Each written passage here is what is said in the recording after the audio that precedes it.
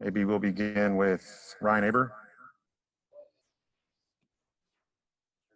Yeah, Alex, y'all got after the quarterback from really the first play of the game with what Ronnie Perkins was able to do.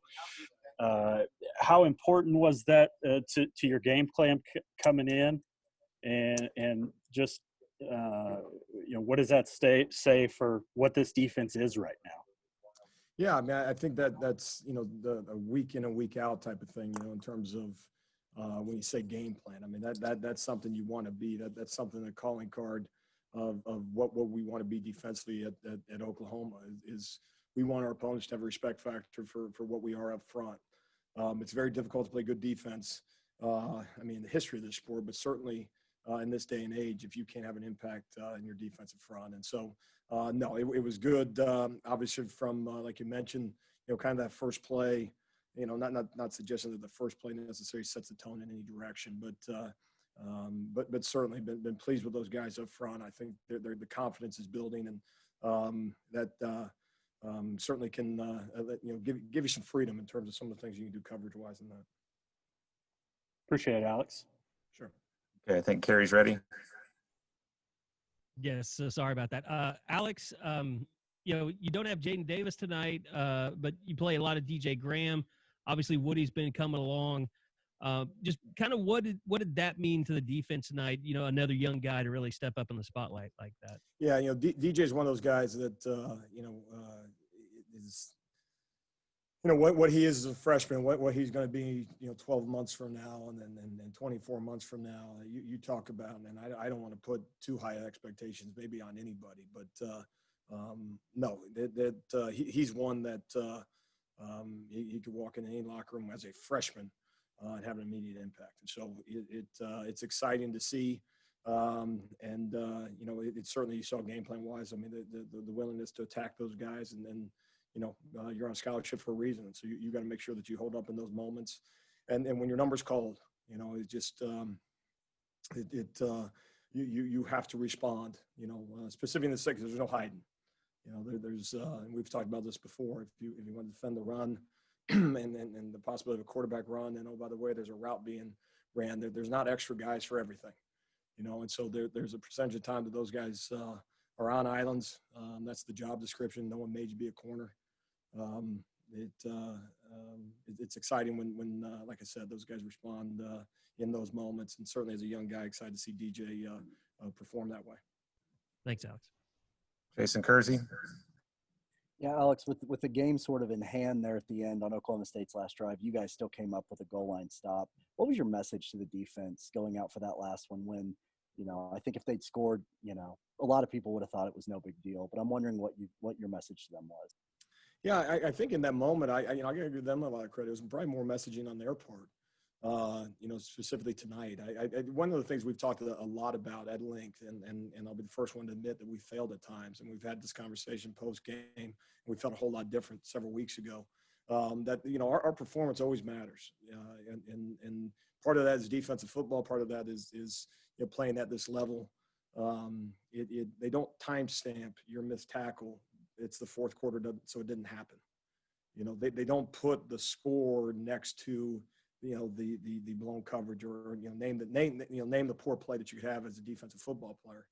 And so really not making that point because it is something that guys don't think about, but making that point because it controls outcomes. It controls these guys' careers, and taking more ownership in that. And that's one of the things we keep talking about. It's your career. It's your career. I can't make you finish. We can talk to you about it. We can explain it to you. We tell you how important it is, and we can talk about standard of what we want to be as a program, and specifically as a defense. But at some point you got to take ownership of yourself and say, this is how I'm going to play the game, because I'm an Oklahoma Sooner, and I decided to play defense. And I mean, it's either thumbs up or thumbs down, and that's 4 quarters worth. It's you on film. Thanks, Alex. Okay, let's go to James Hale. Alex, you stoned their running game. Hubbard never got loose. They only averaged 2.8 yards a rush. You made them one-dimensional. Is that one? That had to be one of the keys to the game, right? No, it certainly is, and you know it's always fun as a defensive coach to use that phrase, you know, one dimensional, and if it was only that simple and that easy to do on any consistent basis, you know, even for 4 quarters, and so I was really pleased that way. I thought, you know, obviously we'll watch the film and we'll find things that you know make you frustrated, but you know, I thought we tackled, I thought guys pursued, I thought, you know, I just see intent. I don't. There's less of those plays where you see an individual on our defense, regardless of the level, whether it's D-line linebackers or secondary, that are just content with being in their gap and say, you out of 10 make a play. We've you know, had that, and so that's not what we want to be. That's not what the structure of this thing is designed to be. And so it's just seeing that, just you know, it's not okay to you know, kind of be where you're supposed to be. We talked about production and all that. So no, it certainly was good to see. Thanks, Alex. Keegan Renault. Yeah, Alex, we talked to you a lot about last year about Kenneth Murray and him being the kind of the cover boy for your defense. Do you feel that way about Ronnie Perkins, and especially the energy he's been able to bring to you guys since his return? Yeah, I mean, I obviously a different you know, how it gets done, you know, the Sure. how, you know, but the what, to your point, you know, the what is very evident. You know, what happens is it affects everything. You know, it affects, and obviously it's not just Ronnie. I'd highlight the entire front because there were some individuals doing a hell of a job when he wasn't with us. But certainly, I mean, you see a guy that is reckless in the right ways. It's something that I think offenses obviously have to account for, you know, regardless where he lines up, whether it's in an inside position or you know, inside a tackle or outside a tackle, and you know, it makes it you know, fun, you know, calling stuff in certain situations. You know, where can we put him? We moved him around a little bit tonight. Didn't have tons of opportunities just based on what they were doing. But you know, something we like to do more. But no, thrilled for him that he's back with us, and obviously you see the impact. Back to Ryan Aber. Yeah, Alex, another big turnover by your defense tonight early in the game. I guess, first of all, how gratifying is that to see that continue? And also, what was the most impressive thing about the play that David made there to come up with that interception? Yeah, we talk about strain all the time, and one of the things that we do on Thursdays, when we highlight NFL football and we go through you know turnovers, takeaways that NFL players have, and you know, it's kind of like mirror the model. Is kind of the idea behind it. And the thing that we highlight so often is it's typically not the easy play, you know, and so just as we've struggled mightily and we've had so many conversations about it in terms of getting those, you know, takeaways is really trying to okay, diagnose, okay, what does it actually look like?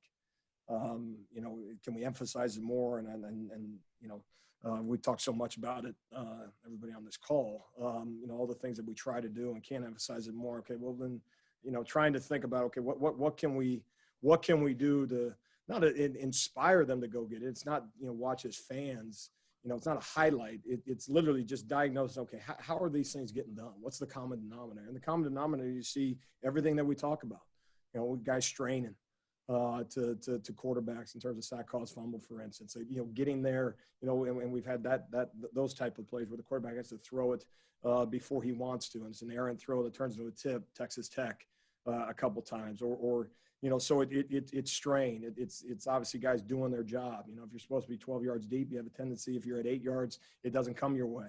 You know, or you know, the cover 3 corner or a post safety. You know, if the receiver's behind you, guess what? You're not going to make it. It's at that level and our level.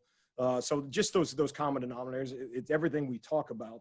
Again, strength of the football, playing together, meaning doing your job. And then the other side of it is the physical nature of things. But what you saw with that play, I know I'm talking a lot, is what you saw with that play was strain. I mean, that's you want to look up the definition of it, watch that play. Is an unwillingness to say maybe it'll you know, I can get a finger on it or something like that. Or I wish it was a little bit easier for me. Now you see a guy just straining, and again, what the neat thing is now we're starting to see what the impact is. You saw against Texas Tech, all of a sudden get that extra possession to the offense and see what they can do with it. So something that again, that's a week by week. You don't get credit for the next, you in the next game for what you got done tonight. But that's something that's got to continue. Appreciate it, Alex. Sure. Okay, a couple more. James Hale.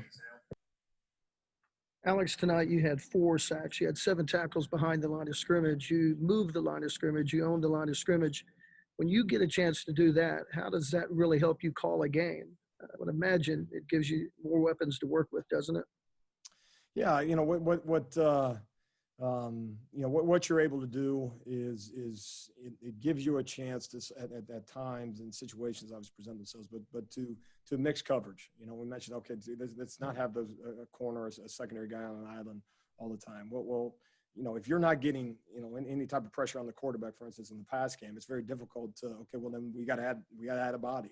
Someone else has to be involved in it, and so it gives you some availability that way. And it's the same thing in terms of if you can in the run game not allow a play to get started.